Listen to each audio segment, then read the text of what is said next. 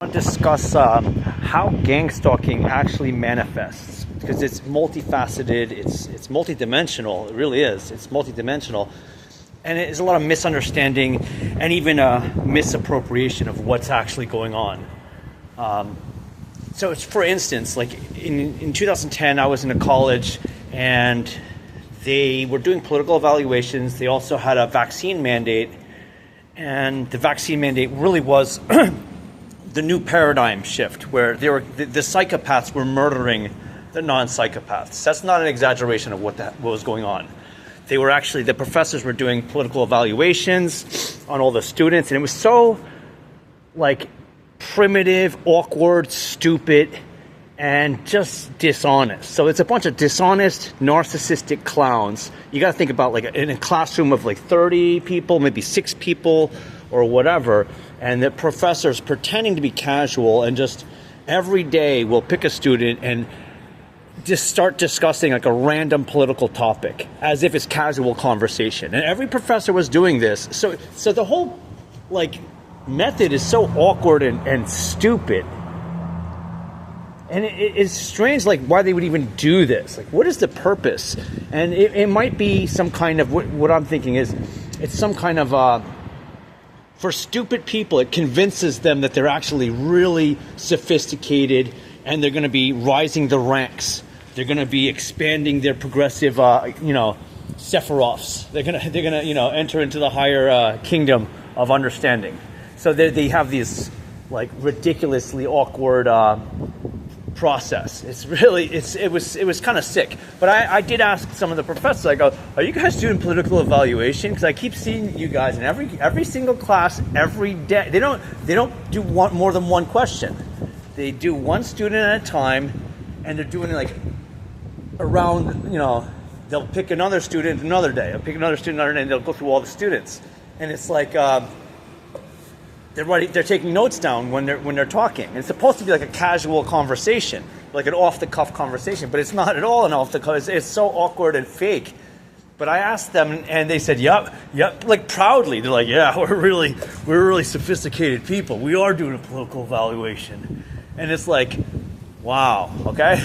and they might have just, said, yeah, they are, because they're pulling my leg, but I don't think that's true. I think it's actually, yeah, they were doing a political evaluation, and they were like very happy to admit it. It goes further, because I was telling some co-students that communism is evil. Those are evil people. And one of the students was telling us, like, alerted the deans that I said this, and now I'm being blacklisted, okay? Because I said communism is evil, now I'm in trouble, and then I was being blacklisted, and I confront the professors about what's going on. They said, I'm not going to be graded on academics, I'm going to be graded only on social policy, and they're just going to, shit can me because I'm not pulling the party line.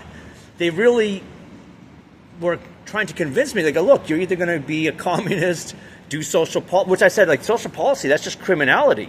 That's just organized crime. And they're like, yeah, it is. And they really just thought I would accept that.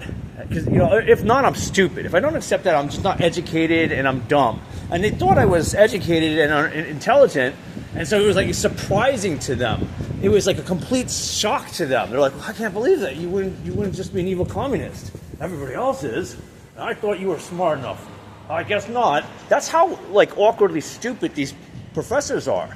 But it goes further. So they kicked me out of that school, and I went to another school, and then they found out that I got kicked out of the first school. And it was because the secretaries were twins, and I mentioned, I go, where do I know you? I know you. And she found out her sister was working at the other college, and through that conversation, it led up to them gossiping about me and finding out, oh, he got kicked out of this school.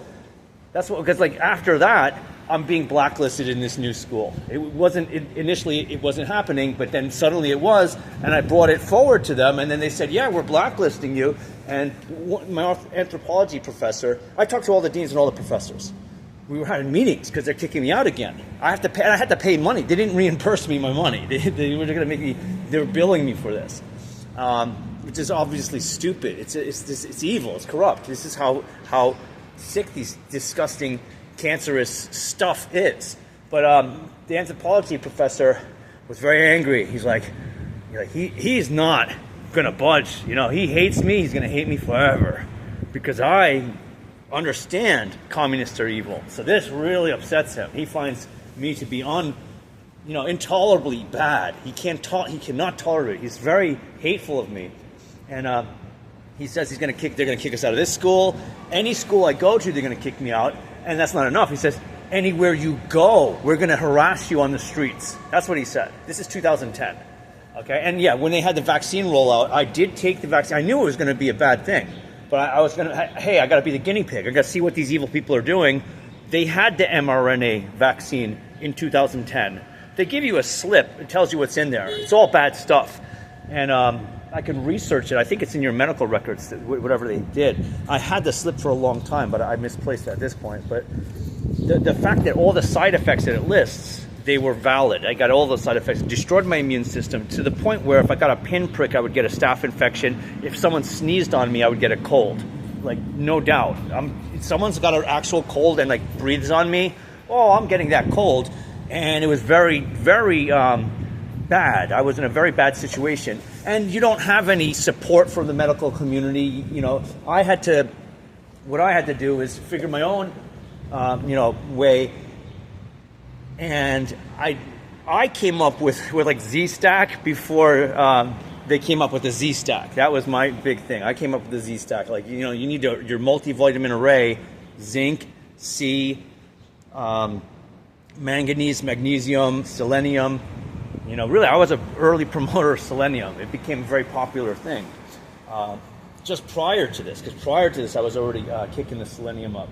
But yeah, so I was really focused on getting my health back, and I had an autoimmune disease, really weak in my immune system was almost completely gone. It was the littlest thing I would get sick from. And sunlight was the big one. Sunlight is the big one. And really, it's a big conspiracy because I could be in the sun for 10 hours and not get sunburn in the direct sun all day. Where before I could only be in the sun for 10, 20 minutes without getting sunburn. Now I can endure this without getting sunburned. I sunbathe in the winter as much as I can. Try to find some place where I can be in the full sun on a freezing cold. I have to get myself pumped up and get as many hours of sun possible, and that really helps. And then by springtime it's good. You're good to get some good sun, and important. That's what really saved. And exercise, hard exercise while you're getting sun is also a good thing. But that's what I did. And even when COVID was rolled out, I was sunbathing in March, in February, March. I was sunbathing, and the governor of New Jersey said, "We got to stop those hippies from sunbathing." And I'm like, I didn't see anybody out here sunbathing except for me. I'm the only one out here.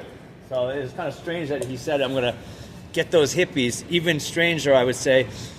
At the time, I was working temp agencies, and 3 places I was working regularly, like furniture rental place, two furniture rental places, and a food production place, with about 50 people at each place.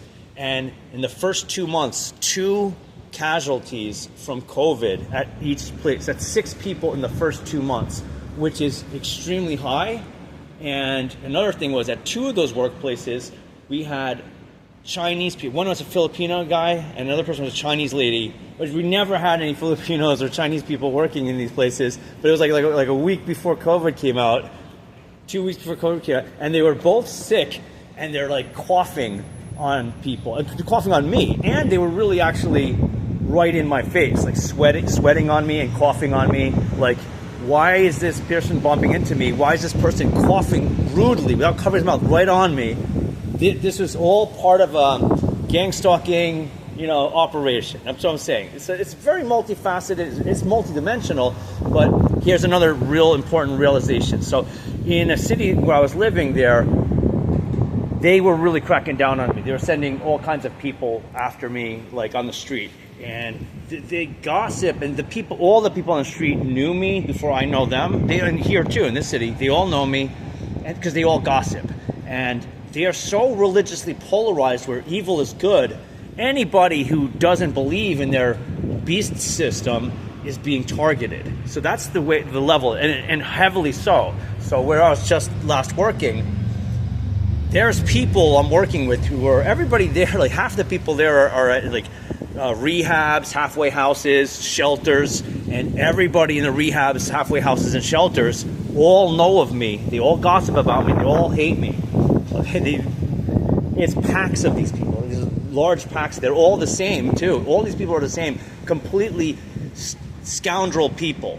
And if you're not a scoundrel person in these places, they will attack you. You have to be a scoundrel person. So like, it's kind of like beware. If you're just like a polite, senior citizen in hard economic times, they will threaten you. They will. And I've seen it happen. It happens. Believe it. You're not like dedicatively like satanic. You're going to be in trouble. So everybody is actually bending the knee to Satan. That's what they're doing. They're all bending the knee to Satan. That's Catholicism. That's what the religion of the Catholic is. Catholic is not Christian. It's exactly what the Catholics tell you. Like I said, there's very important, simple, basic things that are in the Bible. Thou shalt not judge is not in the Bible. It's on every Catholic's tongue, and it's a lie. They do judge. They're just lying hypocrites, blaspheming the Holy Spirit. That's what they do. That's what Catholics do. They blaspheme the Holy Spirit. Because it doesn't say don't judge. It says judge rightly. Don't judge hypocritically. Everything you do in hypocrisy, you'll be judged for it in the eternity, not in immediacy. That's another thing. It's just like, in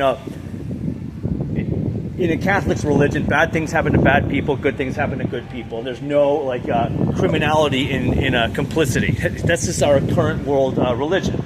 Another thing is the children are divine in the Catholic religion, which is not in the Bible. The opposite's in the Bible. The feral children of Sodom did not save Sodom. The feral children of Gomorrah did not save Gomorrah. It's the righteous ones, the righteous elders, that would save Gomorrah or save Sodom, which they didn't have. They had Lot, but that was it. They didn't have anybody. So that's why these cities were destroyed. Not because these cities didn't have children. The cities had children, but it's Catholics who say the children are divine. And because the Catholics say this, it's accepted. The communists and the Democrats, they are posing this feral, wild child rulership. That's why the children run the households, not, humanity and ethics. It is the Catholic way. There's, many more Catholic abominations that it's on every Catholic's tongue. If you don't accept your satanic Catholicism, they're going to be targeting you. This is where gangstalking is. Like I said, it's multifaceted, multi-layered, multi-dimensional, and there's other things like incentives. You have the CIA paying people. You have the local busybodies. And the local busybodies don't have to pay you. People will do the evil things of gangstalking just for kicks. Most of the people do it just for kicks. That's why it's so invisible. And it's secret that they pay people, because keeping a secret is the glory of God. This is their religion. It's like, hey, this is the glory of God. We're not going to say anything about our kingdom. People don't understand how esoteric and concrete this is. I was watching today some comments, and they're talking about the eagles of Sodom, and that Pharaoh is the true God. Pharaoh is the true God, and the eagles of Sodom are the ones who satiate the kingdom as the rightly resident Egyptians. That's what religion's about. Pharaoh is God, and you've got to be a righteous eagle of Edom. And the amount of people who are thumbs upping this esoteric position really shows you how many more people do you think there are who are just in line with this esoteric practice wrapped in a guise of Christianity. Many. And you'll see the Masons telling you how Christian they are by being Luciferian, and how godly Masons are for being Luciferian. And you can't really argue anything with these people because they believe in concealment and selfishness. And that's what the main theme is. They all believe in censorship. They believe in being gossiping backbiters, which gossiping backbiter is a censored topic. I've been trying to bring that up on the internet for so many years, for maybe 20-something years, and I was never able to, send that point home, explaining to people, guys, the Old Testament considers gossip and busybody people to be evil. It's declared as evil people do that, but they don't want that to be known. And the New Testament also declares gossiping and busybody people to be evil. They're the evil people. It's both the Old Testament and New Testament, but the false Old Testament adherents and the false New Testament adherents, they are the busybodies. They are the most busy of bodies, and they're the most gossiping of people. It's their whole religion. It's their whole philosophy. It's their whole mode of life. That's what they do. That's what everybody in the local communities is facing. When you talk about gang stalking, it's the well-to-do aggregate families. It's not a small group of the families aren't small. It's big, powerful families. They're all related. They're all inbred, and all of the police departments beckon to their call, and all of the secret services like CIA and FBI beckon to their call. It's not that the CIA and FBI are just doing their own thing. They're doing the rich families' bidding. That's what's going on.